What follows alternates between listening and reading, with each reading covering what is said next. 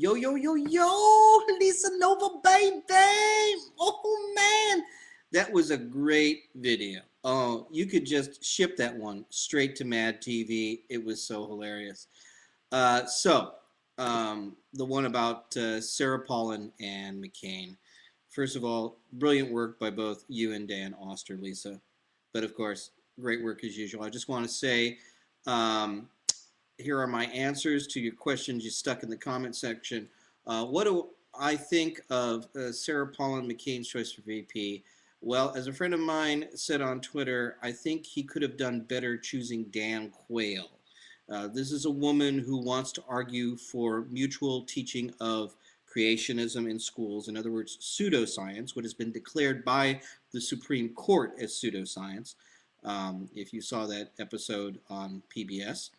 Um, she has done ethics violations that she's being investigated for in overstepping her bounds as governor, and her entire family overstepping bounds as governor, admittedly trying to have someone fired from the state troopers in Alaska who was her former brother-in-law married to her sister, and admittedly the guy was a kind of a violent dick, but she really overstepped, and her family overstepped bounds in abusing her office and trying to push that through, and repeatedly trying to push it through when they were told this is not the way you do that and this is being taken care of. More than that, a huge gun nut. You're never going to get me to vote for someone like that. Do you think he chose her solely for political reasons? Duh. I mean, the highly conservative religious right base, social conservative religious right base, had a big bad distaste in its mouth for McCain, and sticking her on there is kind of like, hey, she's one of you, obviously is selling the ticket to them a lot better. Are people being too tough on her? I agree. There are certain things that should be out of bounds, like this whole um, raising the question whether or not her newest fifth child was actually her 17-year-old's daughter out of wedlock or whatever. Yeah, that's out of bounds. However, stuff like the investigation into her ethics violations and such, no, this is the kind of scrutiny you want to know about someone, about how they will handle policy and whether or not they'll be ethical in office. Is her experience equivalent, or her inexperience equivalent to Obama's? Ha! No.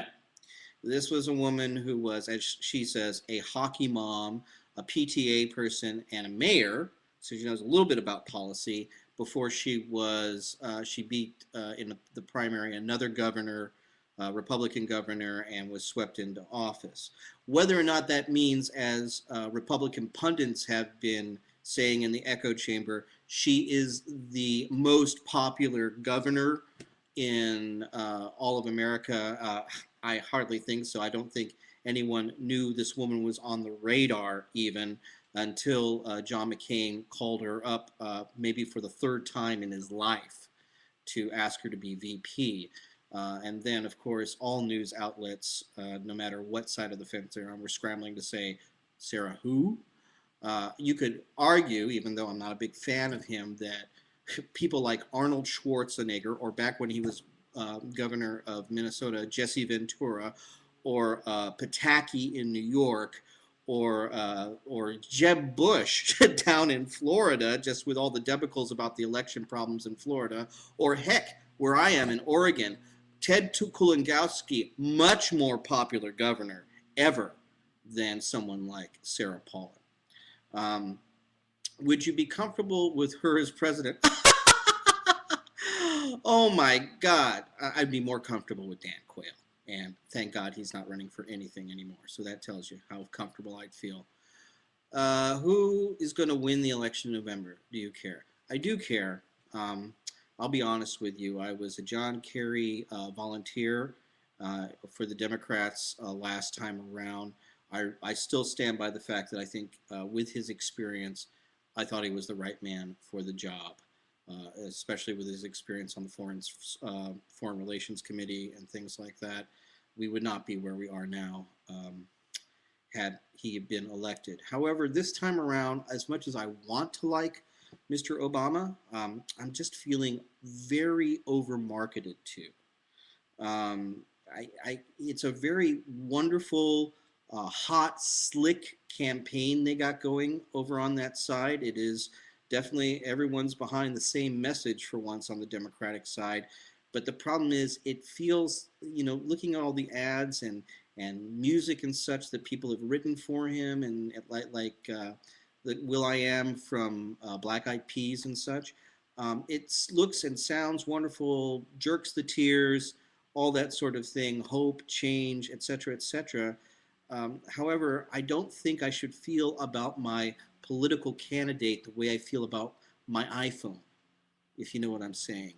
So I would never vote for Mr. McCain because voting for more war is not my idea of a wise decision. But I can't say I'm all 100% behind Obama, though that's probably where my vote's going to go. Um, do you have do you think having Sarah Palin as VP will sway a lot of Hillary supporters to vote McCain? Well, although I think he's as much of a snake oil salesman as anybody else, I do agree with what James Carville said. An anti-abortion, pro-life, conservative, gun-toting person who never who has never been more than mayor and is just 1 year as governor, uh, being compared to Hillary Clinton. I don't think she's going to pick up a lot of those votes. I'm sorry. One more thing I want to say about her experience.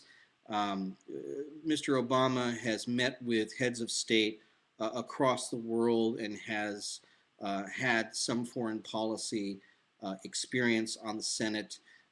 I'd be surprised if Sarah Palin had been as far as the Aleutian Islands, and that's part of her state. Okay, so there's my take on it. Again, you should ship this one off directly to Matt TV. I think it's ready for prime time, just as it is. Great satire. Love you, Lisa, baby. Peace out.